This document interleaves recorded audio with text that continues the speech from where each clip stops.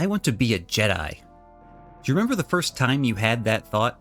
Did you run to the yard to grab a stick, or the closet for a broom, or Toys R Us for one of those extendable plastic lightsabers? Did you swing it around like you're blocking blasters or dueling Darth Vader? Maybe smack your evil sister with it? Ever pretend to turn off the light switch with a wave of your hand, or shoot lightning from your fingertips at imaginary enemies? If so, you might understand a tiny bit how exciting it was to play Jedi Knight for the first time in 1997. Be a Jedi with a lightsaber and lightning fingers.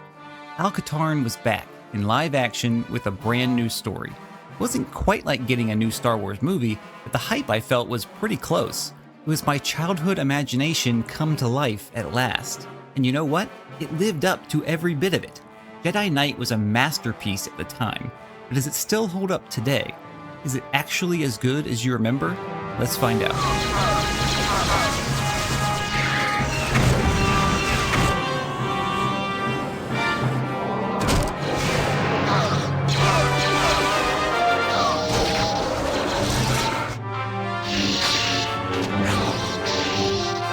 Then you will die.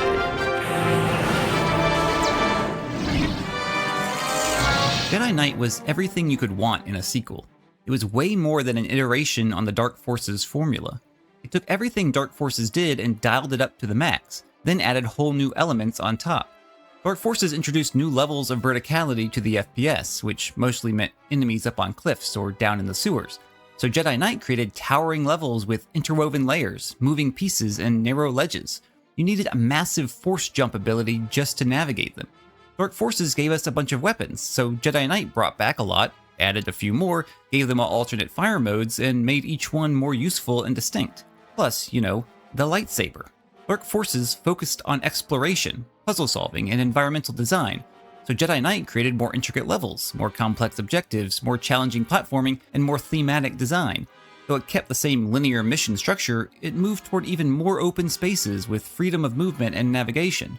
Dark Forces had the first real FPS story, so Jedi Knight upped the ante with live cutscenes, a backstory, a more developed narrative arc, and a whole new set of villains. It built out the excellent foundation laid by Dark Forces in every possible way, and then added lightsaber combat and force powers on top of it, giving us a brand new way to play. Jedi Knight came out in 1997, only 2.5 years after Dark Forces, but it feels like a giant leap forward. Things moved much faster then, as technology was young and growing rapidly. What's the last big game that had a bigger, better sequel come out 2 years later? Nowadays, we're lucky to get a decent DLC in that time. How long have we been waiting for Elder Scrolls 6? But 2 years was an eternity in the 90s. When it finally released, the hype was real.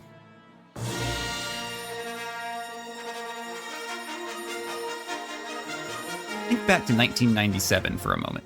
The prequels are just over the horizon. The expanded universe is in full swing after the success of the Thrawn novels. Great games like TIE Fighter, Dark Forces, and Shadows of the Empire are releasing all the time. It was an amazing time to be a Star Wars fan. The future was very, very bright. We'd gotten to play as Luke Skywalker, Kyle Katarn, Dash Rendar, Starfighter pilots, and more, but we never really had the experience of being a Jedi, wielding a lightsaber with the full power of the Force. The technology just wasn't there yet. So imagine receiving your latest copy of PC Gamer magazine or whatever, and seeing this ad. Introducing the first game you can play with this joystick. That image sparked thoughts in my adolescent brain that I'm not allowed to talk about online. I distinctly remember explaining to my family around the dinner table how you could actually shoot lightning from your fingers just like Emperor Palpatine. I'm pretty sure they were thrilled. When you first boot up the game and are greeted with live action cutscenes, it was like getting a new Star Wars movie. I'm not kidding. I'm pretty sure it was the first live-action Star Wars since those Ewok specials we all tried to forget. Sure, looking back, they were simple and primitive, even a little cringe, but you could also see how a mix of real actors and CGI presaged the coming of the prequels just a few years later. It felt like a big production, the most exciting thing to happen to Star Wars in a long time. But as big as the hype was, all of it would have been for nothing if the game wasn't any good. Thankfully, it was. It was very, very good.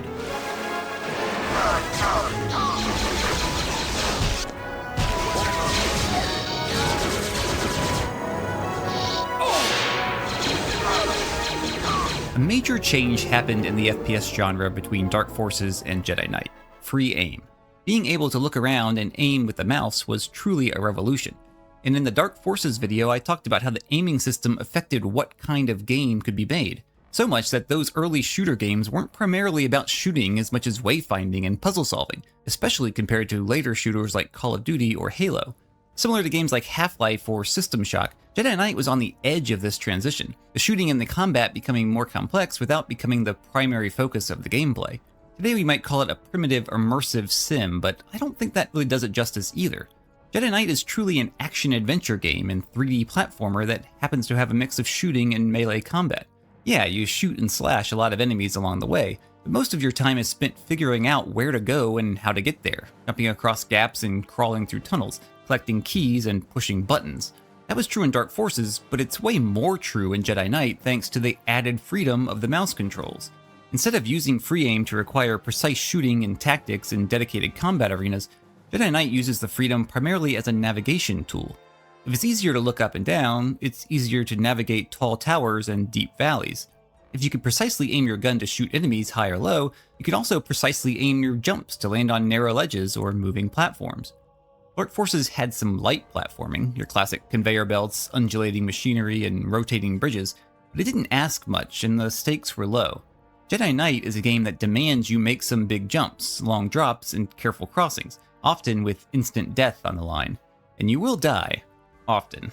Thankfully, the game encourages, or more like requires, save scumming with the quick save feature.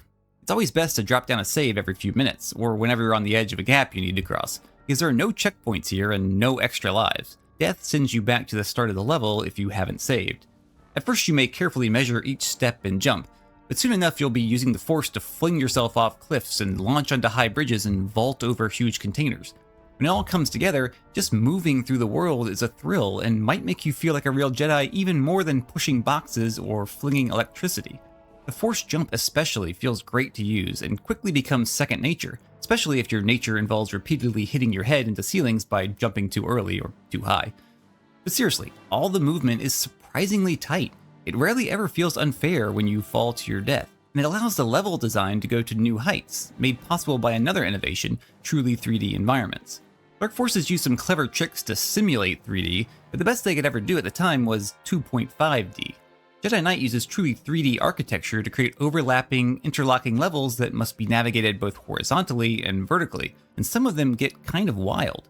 LucasArts almost seems like a kid on Christmas morning, so excited with their new toys they have to try out everything they can do, like this vent system where the gravity changes directions as you move through it, or this level where you're inside a crashing ship and everything is turning upside down or tilted at odd angles. With every new space, every new idea, every new feature, they pushed it to the limit, creating some truly unique, impressive, and challenging levels. It makes sense, because like in Dark Forces, the levels are the game. Each level is a puzzle you must solve and a maze you must navigate to reach the end. But if Dark Forces was a maze from a kid's coloring book, Jedi Knight is a puzzle cube you must twist and turn to unlock. Don't worry, that doesn't mean it's too difficult, though you may get lost or need to double back at times. But it does mean you need to think and explore in another dimension, especially if you want to find all the secrets. But if you prefer to just shoot up a ton of stormtroopers and slice up various forms of wildlife, there's a lot here for you to love too.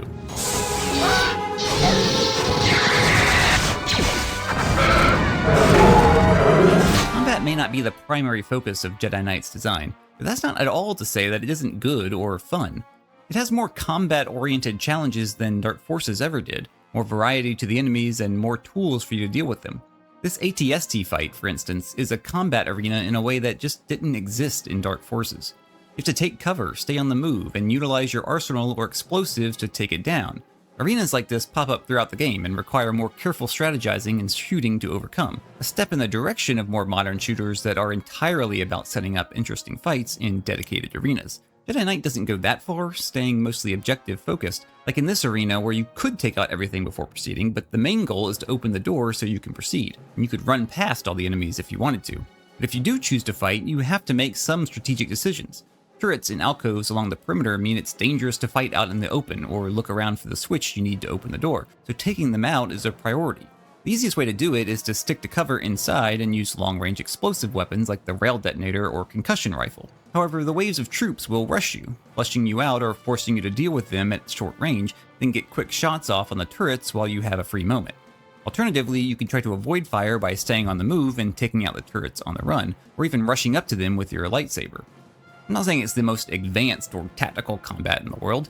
It's not Halo or Rainbow Six, and it's not trying to be. But it's a big step in the direction and far more than anything in Dark Forces. And the weapons all feel pretty good. Most of them are useful in one way or another, and thanks to the variation in enemy types and the more complex levels, you actually have a reason to use them. More importantly, it's just fun to shoot things. It's fun to play with these weapons, to run and gun or sit back and blast distant targets with a massive concussion blast. And that's good, because one addition could have made them all irrelevant: a lightsaber.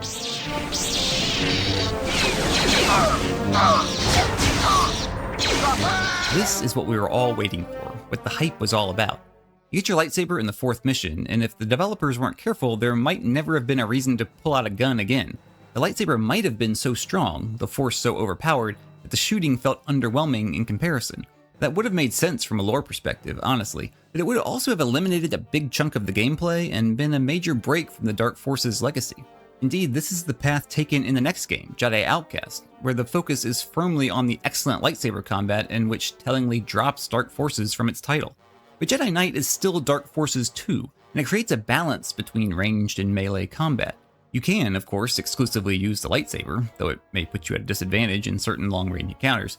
You can also exclusively use blasters and be just fine, outside of the Jedi duels, that is. The lightsaber is an option, but it's not mandatory, and the best way to play is often to use your blasters to pick off distant targets in open areas or on different levels, then switch to your lightsaber once you close the distance or move through tight corridors. That's because the level design is a mix of large, multi-layered spaces and smaller rooms, hallways, and tunnels. Plus, the lightsaber is kinda janky. It's not bad by any means. Hey, it's still better than Skyrim's melee combat, but it's not an overpowered offensive and defensive solution. The basic attack is a simple swipe in front of you, good for quickly taking out single enemies, while the alternate fire is a wide sweep that hits everything in front of you, twice. The range is pretty generous, but there are still times where you'll swing and miss, leaving you exposed, especially since enemies tend to spread out. Closing on enemies can also be dangerous, because deflecting enemy shots isn't guaranteed, especially early on. Your skill automatically improves over the course of the game, but even then you will still take hits from fast-firing weapons or groups of enemies, not to mention explosives. You can't just charge directly into battle and survive forever, nor do your force powers do much to compensate for the lack of range. The light side doesn't have any offensive force powers at all, though it does have some crowd control, and the dark side powers like lightning or destruction have limited uses and minimal damage. You can zap maybe one enemy before needing to recharge, so it's really not an option against groups. Honestly, the light and dark force powers are probably the most disappointing part of the game looking back. I remember them being so cool at the time, but I guess it was more the novelty of it because they're kinda useless for anything but utility. A fun flavor addition, but not really a core element you need to rely on. All this means that Jedi Knight has a good balance to the gameplay. It doesn't sacrifice shooting to make room for the lightsaber. It gives you the freedom to choose how you want to play in different situations, all the while maintaining the series' focus on exploration and adventure above all. That works, because Jedi Knight isn't about being an all-powerful Jedi. It's about the process of becoming a Jedi, for good or for evil. Use it well. Use it for good. Knights of the Old Republic often gets credit for introducing the morality system into the Star Wars games, but Jedi Knight actually did it first. It's not nearly as complex as what you'd get in a full-fledged RPG, of course, but it does have significant impact on the game. Over the course of the game, you slowly move toward either the light or the dark based on the actions you take, and the cool thing is, you may not even realize you're doing it. The main way to move toward the dark side is to kill the innocent NPCs that exist within some of the missions. Citizens roaming around the city map, working in the factories, etc. There's nothing in the game that tells you this, but if you go around slaughtering everything that moves, you may end up on the dark side without knowing it. Makes sense. When you eventually unlock the aligned force powers, using dark side powers moves you that way as well, so you do have some control over it. And at one point, about 2/3 of the way through the game, you face a key decision that determines your ultimate fate. No spoilers, but there's no going back after that. Regardless of which way you fall, the missions are largely the same, but the story changes, including which Jedi you duel and who you become when you win, either a true Jedi Knight or a new Dark Emperor. It's a simple mechanic that adds a lot to the immersive feeling of the game. Even more than swinging a lightsaber or waving your hand, being a Jedi is about the moral dilemma, about towing the line between the light and the dark. If there were no risk of falling, no decisions to make and no consequences for making them, you could never truly feel like a Jedi. Jedi Knight knew what it was doing. Up to this point, I've talked mostly about what Jedi Knight lets you do as a player, but that doesn't tell the whole story. One big innovation of Dark Forces was attaching a real story and real characters to the game's action. It wasn't all that much of a story or all that complex of characters, but it was a start. And Jedi Knight takes that to the next level, and not only because of the live-action cutscenes. A group of dark Jedi is searching for the fabled Valley of the Jedi, a source of immense force energy that would let them dominate the galaxy once more. The intro shows the leader, Jarek, executing Jedi Master Ron after learning that his old friend, Morgan Katarn, Kyle's father, knows the location. Sometime later, Kyle heads to Nar Shaddaa to investigate his father's death. In the cutscene of that first mission, Kyle is sitting at a dark table waiting to meet a contact, watching an old hologram of him with his father. You can see the pain hidden on his otherwise stoic face and the anger simmering behind his quiet eyes. It's a small detail in a short scene, but it's the kind of detail you really can only get from real actors. The CGI and the costumes are primitive, to say the least, but even with today's technology, it's hard to capture that subtle emotion on a model. Most games don't even try. This small scene sets up Kyle as a real character above and beyond the fearless mercenary of Dark Forces. It's his relationship with his father and his partner Jan that are the driving forces of the story. Each new scene has him trading quips with Jan as they track down information about his father, return to his home and learn the secrets of the Force, and set out on a quest to stop Jarek and avenge his father, and save the galaxy. There's a lot more dialogue between the partners during the game, too, which helps give narrative flow to the missions and a more realistic dynamic. Kyle clearly has some of that same Han Solo roguish charm and devil-may-care attitude, but he's also a dedicated rebel agent like Cassian, and a man trying to live up to the legacy of his father like Luke, and a total badass, not to mention a Jedi. You might say he's the ultimate Star Wars hero. At least, that's what I thought when I was a kid. Kyle Katarn was the man, my childhood favorite, and I loved him. Jan is the smart, dependable type who's always there to coordinate the missions and bail Kyle out when he needs a quick escape. She's also the technician and pilot of the pair, and can trade jabs with Kyle as well as keep him in line. She's like the best parts of Leia and Chewie with Padme's outfit to boot. I loved her too, if you know what I mean. Although Jan and Kyle aren't romantic as far as we know, they're partners who rely on each other and friends who enjoy each other. For a short game with little backstory, it's amazing how much we come to care about these characters and their relationship, which makes the crisis point of the story more meaningful and Kyle's journey all the more poignant or tragic. It's not the greatest story of the universe or the most complex, but it is one that sticks with you, one that gives these characters room to grow, one that works to establish the world and the stakes and the mission. Most of all, it feels genuinely Star Wars. It moved Kyle Katarn out of the generic video game character mold into a true Star Wars legend, and set the stage for his continued development in Jedi Outcast. In an age before the prequels, when new Star Wars heroes were few and far between, especially on the screen, Kyle Katarn was the real deal. Going back to Jedi Knight today feels like reliving my childhood. It's almost exactly as I remember in the best way possible, now wonderfully old school. Some games from this era don't hold up very well because the mechanics and genres and features have evolved so much that going back feels bad, while others still work just as well because they are doing something entirely different than most modern games. That's the difference between a game that is retro and one that's just old. And Jedi Knight sits right on this line. The melee combat is not great, especially compared to Jedi Outcast, but the shooting is still really fun and satisfying in a different way than Halo or Modern Warfare. It's not trying to be a modern shooter, and it doesn't put you in modern shooting scenarios, so the relative simplicity of the shooting doesn't ruin the experience.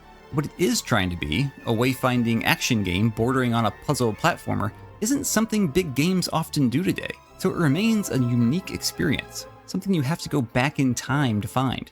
That's retro, a kind of game that never gets old. Not only was it one of the most anticipated games of its time, it actually lived up to the hype. We rightly remember it as one of the best games ever, the pinnacle of a golden age of Star Wars, and even today, it stands the test of time.